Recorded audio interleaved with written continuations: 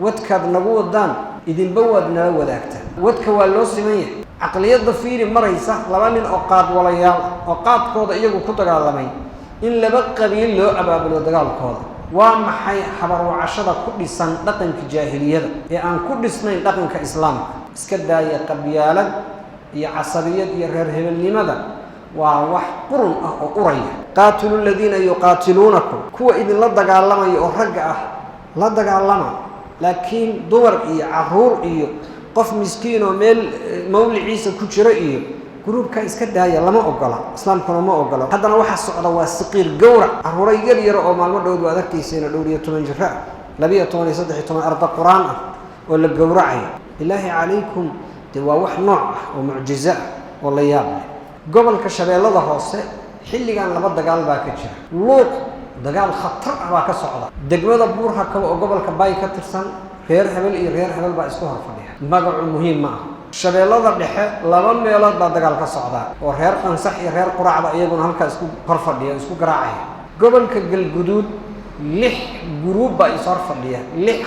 ولا بيه طبعا قبيل غير هبل غير قنصحي غير قرع غير ميجاج غير وحوي جلال غير فلان ما هي كلها تاي مركز لح دجال أنا دتك الدجناء ورلم بيسكسه الجدول مركز قارك واحد جرى قبل داس هل غير ولا جاي أبى صدح أنا أفر غير إيه دجال اللي هي وأفر صدح فريمات أي كفر أنت دجال دلك وكتشره وأوضح هي دولة هي شعب هي كهذا إنكار تقبت الشباب يسمونه لين عيسو كصعدة أو أنت رسول ميلاد بكصعدة إلى سديد يطمن ميلاد ويا مركز نسوجي دجال داس حيرة هذا الصومالي ذو مهما كن ينين هدي الدريران كن هبين كيبو بقاء وعبصدا نكون مالنت لماذا كون هبين كي وحكي عبصاني أرمي دي صوت قاضايا تقول إحدى إني ما يصاق الله شن دي كدي لا يقومتها إسلام مالنتي ما دام اللي قبل ذي هيبو عبصاني يا مال بجليه وماذا أدونك كنول ويجران قاب سيدنا أصميسان ورر هبل نمو أصميسان قار كلا واحد دورتان إن الدجان نسو معاكر إسوا يقارنان أو رجل هي منطقة هي قبل مدول بنا هذا لا مشكلة دني كما جبت مركا إلهي سبحانه وتعالى إن أكرمكم عند الله أتقاكم هذا هو المعيار هو الميزان إسلامكم منطقة جزيرة العربية اللي يراها أو كنتي منطقة الصومالي ضد قناهان شبه هذا وقبيالة دن محن كره كوحيسجا يغير هلما اللي يسود له أرسجا أنا ذا قبيل وحاص على أي كجرتين مركي وإسلام كيمي وقبيل والبقبيل كانوا يسمبحين جرين وقلوا والبقلة ذا كانوا يكدوا للجيران وقبياش وضع إدتك كل رجالين جيران إن أي إسلايان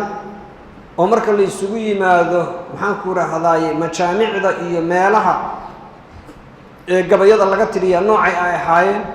ومركز أشعار توضع وقلنا قطه قفولي وأمين سيئه إن إساق يغير كيسو ضدك يوقف عينه ديغان يوقف عينه ضدك كلا أي حق ليهنين اللايان وحاس أردن ثقافة داس أي كجرت قبيجي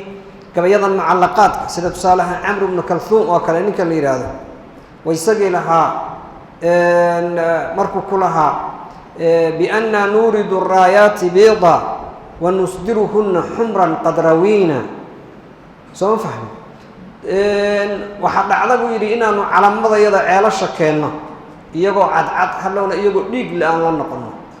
أنه وحنا عبنا بولي بيه أنت يسافريهين وما حذيهين على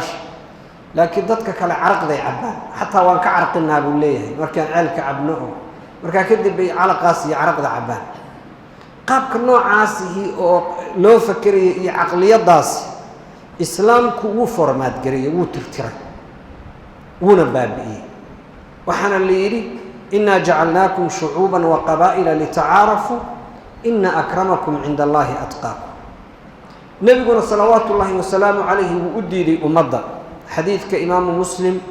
هي بعض أهل السنن إمام أحمد يسوع صاريا والنبي صلى الله عليه وسلم ودي لي إن ضدك أي قبيلات الدجالمان إن قبيلات السعوديان إني قبيالد إسو محنكو رهضاي ريحان كل وأديني من خرج على أمتي بسيفه يضرب برها وفاجرها لا يحاشي مؤمنا لإيمانه ولا يفي لذي عهد بعهده فليس مني ومن قتل تحت راية عمية أو علمية يغضب للعصبية أو يقاتل للعصبية أو يدعو إلى عصبية فقتلة جاهلية. والرواية إمام أحمد مسند كأكوريني وحير النبي كمد معها أمد ضيدة قفك أمد ضيدة دقال أقبحها وأن كلا سوعين كوضا اختيار كأه وبارقة وإلهي كحران يكوضا فاجر كابا اسكو سوء الدلة مد بلان لأن بلانتي سوء إلاليني ومد إيمان لأن إيمانكي سكحش ميني قفكاسي أمد ضيدة كابيت ما وادنا أركتونا دقال لضو مركي أي دعان خير حبل نمو أي الله مصليا إنو وحد لي معها إنو مالك ماغي معها إنو عيدنك كجرو معها دقال لمايا وانا مسألة عدالة الضراء وحتى قال دي باللو ديدي إلهي وحيري قاتلوا الذين يقاتلونكم كوا إذن لا دقال لمايا ورقع لا دقال لما لكن دور إيه عرور إيه قف مسكين وميل مولي عيسى كجرو إيه قروب كايس كدايا لما أقلا إسلام كنا ما أقلا وضي وايير إيه هذا واحد صعد واسقير جورا عروري يرى أو معلومات دود وذكي سنة دورية تمن جفاء لبيه توني صدق تمن أربع قرآن ولا جورعي خيرا محسة أو أنت لو يماذا ضبلا مريني الله عليكم توا وح نوع ومعجزة والله يابني مركا وح نوع عاسه وح إنه لو رادين كره مرمرسية التبرير معه وحقول لي مركا النبي قفك كل انت يسوق هوس جوجا علن إن طلعانيد أو قبيلات كل سنة والدجال ككل انت قف جاهلية بنت أو كله قبل الإسلام قفل مذهب حق عقلك حق ديانة حق قابك أو بنتي معنى الضرر أو كتجي هذو قفك أو حراشة ليجيس مسلم كان دوا مسلك وخطر والدجال لما جاري كرتنا سببتها إن قفك ليجيس الحلال صداي ما بناه النبي صلوات الله وسلامه عليه وقت مدينة شوقي أيام مال قليه يهودا هي وحيسكت ضيان إناي مش الأدجال مركي أغيا بين ضدك الدجال لمي وقبائشي ليراد إلى بقول يلا ما تنسني الدجال لمي مركي إيمانك إيه إسلام لماذا قاتين نقضي ضد ولا لا أول كلية وحكوا ضعنا أي وحنا قينا حسدين مركاسي نين أضيه انتو مشين أبابولي يهودي كميدا أيو إيغو وضا الشيقي سنة ينمنك أوس يخزرج بو شيكادي أقول حضاري قبايدي واقل اللي يسو تريي إيو قباي قرير حبال تريين إيو قباي كلور رير حبال تريين إيو كدبنا ماشي واحد عضي دي حقابا والله كعي وحاوي السنجرك كجرتي بقى لكاكعي كدبنا والله ساس ما هين أنا قد قال كأنك إنك عن سريني ما يساس ما هين كابا ينترين أرنتي هدي أي سيبة وطينا كعن قاد باين إلى الله كلا بحير النبي صلى الله وسلم عليه وركب مقلي سجاد أو معنى له وأضج النبي وهو القلي أرنتي أصيدا إنه أفقبته إلى النبي صلى الله عليه وسلم ويري يا معشر المسلمين الله الله الله الله أبي دعوة الجاهلية وأنا بين أظهركم والمسلمين إله بان إذن كل شيء ما أنيقو إذن لجوا قبط قبيالات يطلع يقدم كجاهلية هذا سبوها بروعانيسا مسألة صحامة إلى النبي صلوات الله وسلامه عليه ويري بعد أن هداكم الله إلى الإسلام وأكرمكم به وقضع به عنكم أمر الجاهلية واستنقذكم به من الكفر وألف به بينكم ترجعون إلى ما كنتم عليه كفارا وحضرتان إلى ظن قطان لقنك حما لقنك قال ضعها لقنك الجاهلية ضعها أها رير حبل يطلعي سلالة سبح سحما وحد عضي أوكله حلي دقالك غزوة مريسع أو بني المصطلق أيها وحد عضي لبويل أعيل كوضا دان سنة يبا مد mid laad ku dhuftay kadibna mid baa xoogaa kii la turuntureeyey baa yidhi tolla-ay weliba isagu markaas qaabku u dhawaaqay reer hebel ma ahayn yaa lalmuhaajiriin buu yidhi muhaajiriintii waa dadkii ka soo saxaabadii ka timi maka oo ka soo hijrootay kii kalena wuxuu yidhi yaa lalansaar buu yidhi kii kalena wuxuu yidhi yaa lalmuhaajiriin kadibna xoogaa baa arrintaasi kacday nebigu aad buu u xalliyey waxyaaluhu ku xalliyey waxaa ka mid ahayd markiiba in meeshii laga guuray kadibna maalintii oo dhan la sii socday habeenkii oo dhan la sii socday waqti dambe habeenkii meel la degay maalinkii markaas kadib ayuu nebigu khudbo jeediyey oo dadkii aad ula hadlay markaasuu nebigu sal allahu alayh wasalama waxa uu yidhi maa baalu dacwa aljaahiliya waa maxay habarwacashada ku dhisan dhaqanka jaahiliyada ee aan ku dhisnayn dhaqanka islaamka soo ma aragtid markaasuu nebigu salawaatu ullaahi wasalaamu calayhi markii arrintii looga warramay ayuu wuxuu yidhi dacuuhaa fa inahaa muntina iska daaya qabyaalad iyo casabiyad iyo reer hebelnimada waa wax qurun ah oo uraya fa inahaa khabiifa riwaayo kale waa wax xun wey sababta oo ah inay xun tahay waxaa kuugu daliil ah qof walaalkaa ah oo laga yaabo walaalkaa inuu kaaga nacfi badan yahay ayaad waxaad ku nacaysaa oo ku fogeynaysa oo weligaa khayr iyo wanaag mooyaan wax kale aadan kala kulmayn in uusan reerkeenna ahayn wax la fahmi karo marka maaha waa yaab aakhirana qofku uu ku mudanayo cadaab iyo ciqaab iyo wax la mida ayib saan horeyba u tilmaamnay soomaaliya dhaqan ahaan mushkiladan qabyaaladda iyo reer hebelnimada iyo dagaalka waa taariikh dheer oo weliga taariikh bay u lahay laakiin marba saamaynta iyo mushkiladdu heer bay joogtay markay dadku waran iyo ay ku dagaalamayaan leeb waxa dhici kara waad garanaysaa iyo dadka la iska dili karo iyo qofku intuu gaari karo gaadiidka uu wato faras buu wato waxa ugu dheeraya laakiin maanta oo gaadiidka technical la wato oo iclaankii uu mutawafir yahay oo taleefon meel walba waxa weeye qofku meeshu joogaba la helayo oo si kooban loo wada xiriirayo oo qoryahan la wato qoryahan boobayaasha oo hadda ilaa iyo la leeyahay waxaa maxaan ku raahdaay ay gaarayso in laysu soo iibsado snaybarada kuwa toogta aan seerayn ilaa hada alxad marka la gaaro maxay kula tahay aafadaasu inay keeni karto waxaan waraysanaya dagaalada qaarkood iyo reerayowga dhex maray hal maalin keliya baa dad 30 qof ka badan dhinteen hal maalin keliya ayaa 30 qof ka badan dhinteen 91dii baad garanaysaan wixii dhacay iyo dhibtii la isu geystay iyo mushkiladii koonfur ka dhacday iyo gobollada kale qaarkood kadibna wax laga faa'iiday ma jirin waxaa dib loogu qasbanaaday in la wada noolaado oo nabad in la raadiyo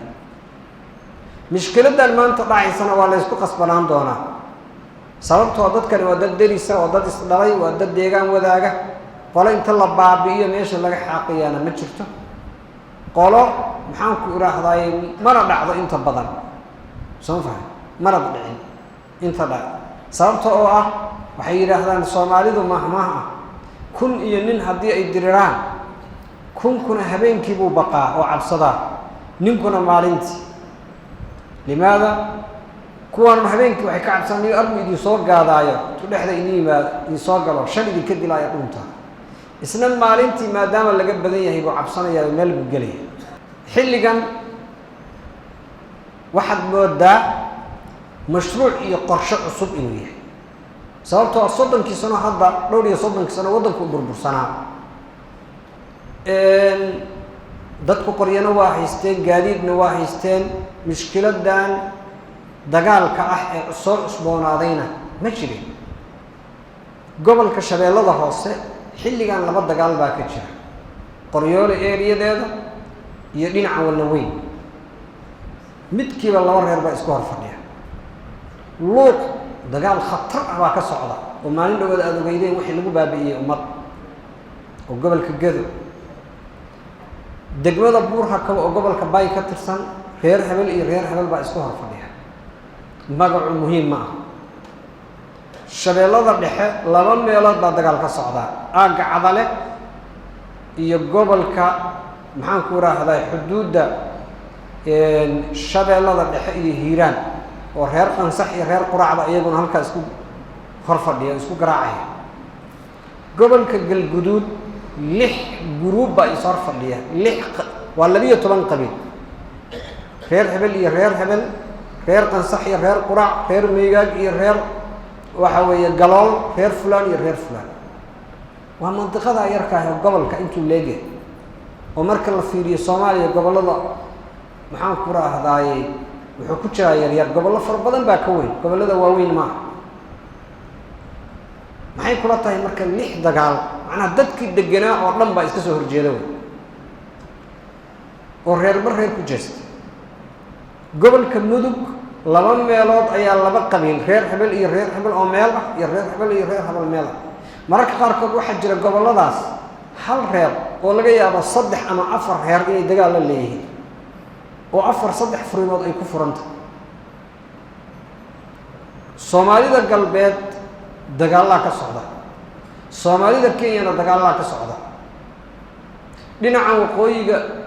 gobolka Togdheer gaar ahaan degmada Ceel Afweyn waa garanaysan dagaalkii muddada soo laabanayay oo ilaa iyo hadda aan lagu guuleysan illa mandaqada Puntland wax hadda socda ma maqal laakiin waxa jira dhowr dagaal oo silent ku jira xoogaa fatro galay laakiin haddaan waxa la xasmin oo la demin oo aan laga heshiin oo aan la dhamayn mar walba way soo cusboonaanayaan gobolka bari ilaa 2 meelood karkaar ilaa 1 meel nugaal oo galbeedkan inoo dhow way yara deganta laakiin any time waxa haddaan mushkiladda xalkeeda si dhaba loo helin maalin kasta ayay qarxi kartaa oo hadda waad ogeydeen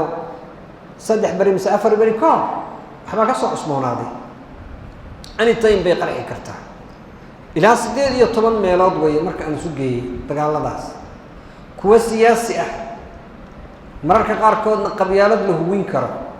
baa jira oo mushkiladda ugu weyn ay tahay ama kuwa hadda ugu muuqaalka dheer ee mantiqadan NCC Khaatumo iyo Soomaaliland oo aad ogtihiin ummadda ku baaba'day iyo mushkiladda ka dhacday iyo magaalooyinka dhul la simay iyo dadka baaba'ay iyo mushkiladda ka dhacday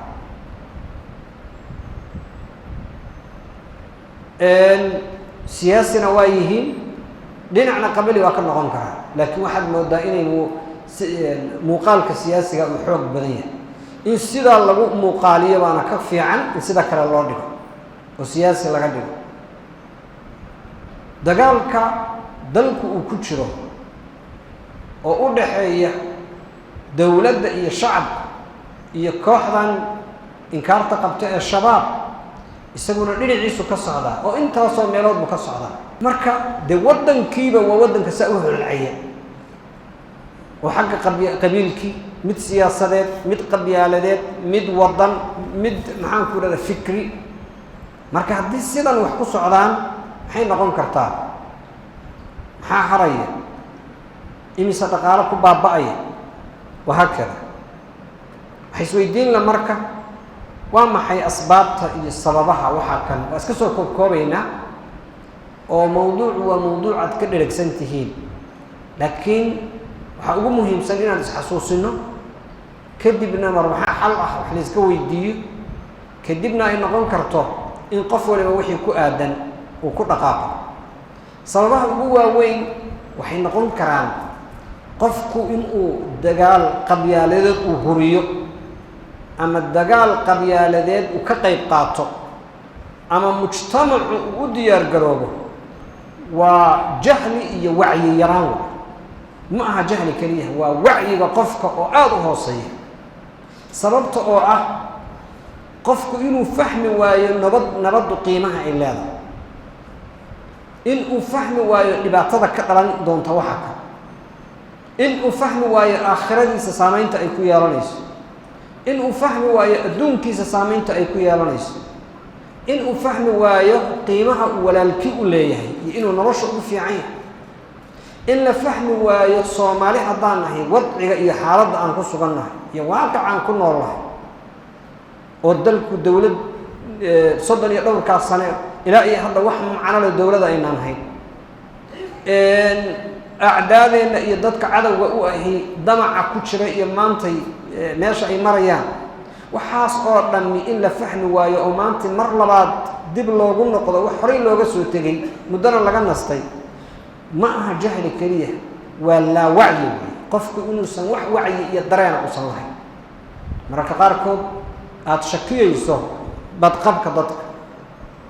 قيبها وحكم إذا فقرية وفقر السيد وبيه فقر قيبته وكقاضنا يدك وهدي أي وحون هيسن لهاين ويسكلت عن لهاين دقفك وحيستاي جريدة ما تشعر حقاق يسمى وسكيب بيستو هيو جعلي ونبض وكعنا لكن نتكلم حلقة ما ينسي هذا أود النورش ما محب هيستاو أنا سيدا أفكر وأنا فكر قلدان وحكم تنافس كالسلبي وقبائل الله ودحي حلقة يابا إلا بطرطمة سياسة أما هرمر إسلام مركي أي أسوب بدشو لنعك عليه واللي يراهدو حقا يرهدي أما اللي قولا لقى قولي يستو أما ساسو كاره أما اللي يراه غير هذا الكرسي مجي يعني أنا قاعد كفي عن مركي بقى عنك هذا اللي دقال أي نقط وحكم إذا دوركي دولة الرحية معمل قبل دياضة أو ماشى كما قال وحيلها عجائب كوحكم إذا وحى مشكلات ضعية ويرطه هنا أركته اسكدا إن عيدا للدروء أما لدح قلاء أما أمد وحلك اللي يراهدين إن لقى حضره والدولة الرحية فدرالكو أي كهدش أما معمل قبل دياضة أي كهدلان والدرين كوضا أي موجيان وضدك الله حضره ولا وعي الجليه ومجتمع اللي أبابله وقيبها بالشبع سحوق له محاكرة لو شقق لياي ما جرت بل إسكال الداية إني كهضلان إذا وردقالك هلا جوجي اللي إنتاس بوا نبضي عام مرك قاركوت بالغية باين إنتاس أي أباهمت وحي توالد إذا هدان لبادي من أو لبنين با إزدشي مرك هو إسكو داني مرك حمر إسكو ليتان مد بقى عقلك كانوا حيري عد وركل الجوج اللي تراضنا ما مهني إلا إسكال استاجنا الدم سهلنا وقفك مد بقى لا سقبها مد بقى حيري وريا ورلا بدل من كلاقبت من مقليس نيو أنا الروحي وأنا مرينا يا بدك هاي من المقلين وفيس وحل بس أنا كلا تقبل مرك غارك أنت أصلا كلا أباهن تاعه والإسداية حل كقيمة كان غون كرتها وحكم إذا ضمع فوشكم ومرارك قاركود دول دروغسيغا ku dhisan mararka qaalkood ku dhisan waxaan ku raahday dadkaas hantidooda in la qaato mararka qaarkood ku dhisan in oo wax arkaysa waxa la isku qabanaya meel reer xil digi jireen ba barkad laga sameeyay meel reer xil digi jireen ba xoolahoodii daaqeen waxa kale wax la mid ah waxa kamid ah faragelinta ka baxsan dadka iyaga oo dagaaladan hadda dhacaya khaasatan gobolada dhexe ee ugu badan gacmo kala loo tirinay ama gacmo dawladeed baa loo tirinaya ama kooxahan belada oo shabaabka iyo wixii la midka baa loo tirinaya ama guruubo qaad walayaal ah oo iyaga ruuxoodu soo baxay hadda waxaan aad u mutaabacay ilaa intaas oo dagaal baa la ii sheegay sababta ay ka kacday ay ahayd qaad walayaal qaad ku tartamay kadibna dagaalamay kadibna dadkii u soo kala hiiliyeen aqliyada fiiri maraysa laba nin oo qaad walayaal oo qaadkooda iyagu ku dagaalamay in laba qabiil loo abaabulo dagaalkooda de mujtamaca noocaasihi waad garan kartaa adna waad qiimeyn kartaa mushkilaadkaas iyo mushkilaad kale oo badan ama asbaab badan oo kale ayaa la tixi karaa maxay arrintaani marka saameyn ina ku leedahay waa maxay saameynta ka dhalan kartaa saameynta ka dhalan kartaay labaan u kala qaadaynaa xilligan dhow iyo xilliga fog xilliga dhow dee amni baa la waayaya haddii dagaal dhaco qof kastaay meeshiisu cabsi ku dareemayaan haddii uu walaaq dhaco ma jiro ruux wakanaya wadkaad nagu wadaan idinba waad nala wadaagtaan wasaas qofku wadka waa loo siman yahay qabiilkan iyo qabiilkan isku sibay u cabsanayaan isku sibay dhimashadu ugu iman doontaa isku sibay dhulka uga qaxayaan isku siba agoonnimada iyo geerida iyo dhibaatada iyo maxaan ku raacdaay waxaas oo dhan ay u saameynayaan haddii amni la waayana wax kasta oo kale waa la waayay xataa si fiican looma cibaadaysan karo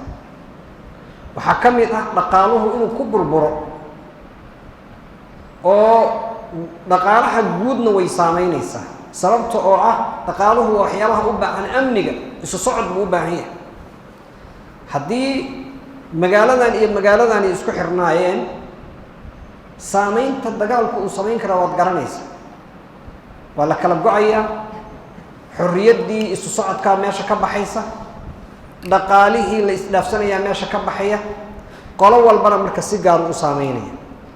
sidoo kale waxaan la isticmaalaya ee rasaas leh ee gaadiid leh maxaan ku raadaayey hub leh raashin leh ee dawo leh waxaas oo dhanna waa dhaqaalo baxaya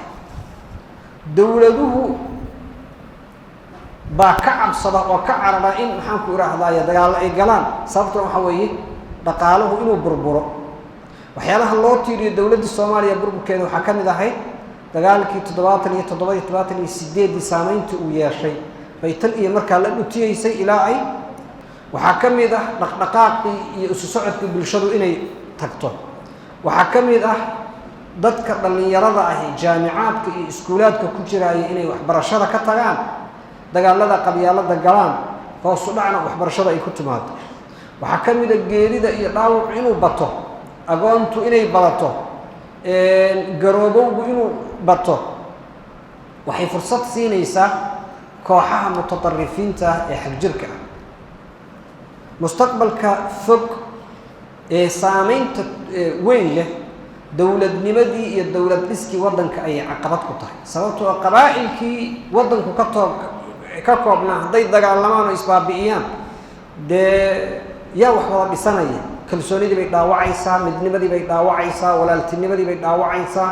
isu imaatinkii iyo matalaadii bay meesha ka saaraysaa labada baarlamaanka isugu imanaya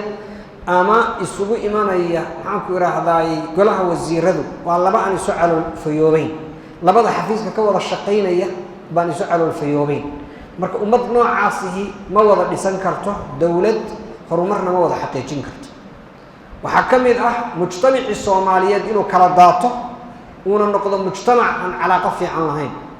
waxaa ka mid ah dowladaha damaca Soomaaliya kale inay dalka soo hunguriyeeyaan waxay rabaan ay ka sameeyaan guruub walbana sidooda ay ula maxaan ku raahday heshiiyaan waxay rabaan ay ka dhamaystaan waxaa ka mid ah de aakhira seeg oo in aakhira la seego man yaqtul mu'mina muta'ammidan fajazaa'uhu jahannam qofkii qof muslim ah dilkiis ka qayb qaata ama gacanta leh ama si kale leh ilaahay aakhira subhanahu wa ta'ala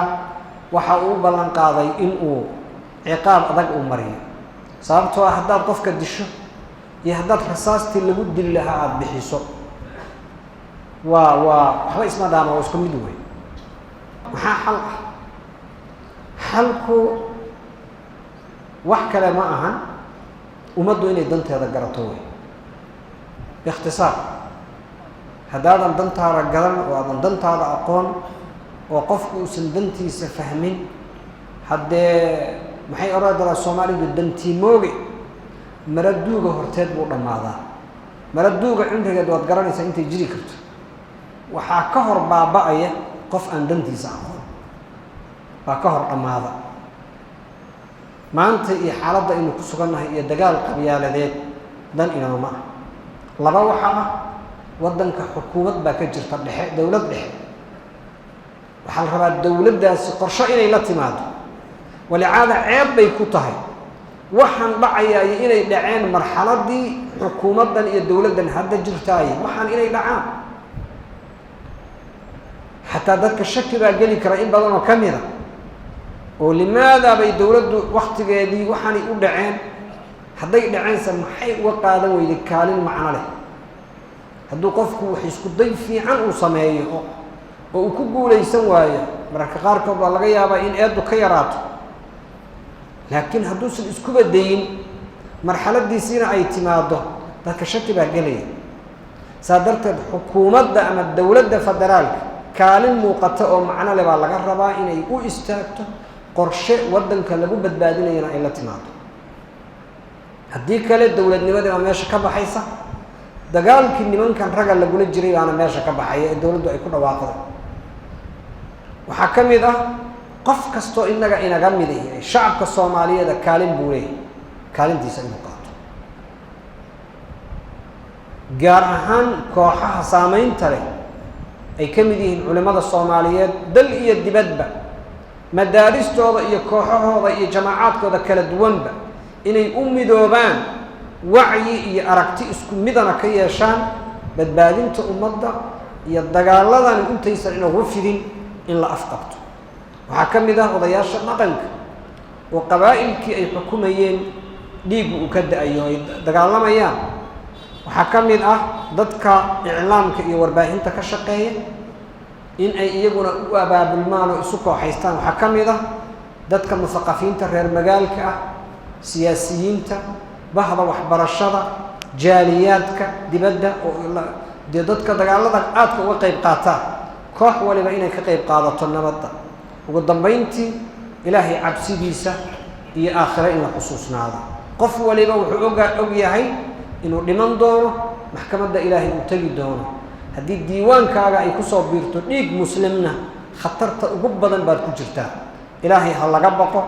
hana la aqoonsado xaaladda aan ku sugannahay daynaan xaaladdaas aynaan qiimayn khatar baynu ku jirnaa jazaakum allahu khayran sala allahu calaa nabiyina muxamedin wacala alihi wasaxbihi ajmaciin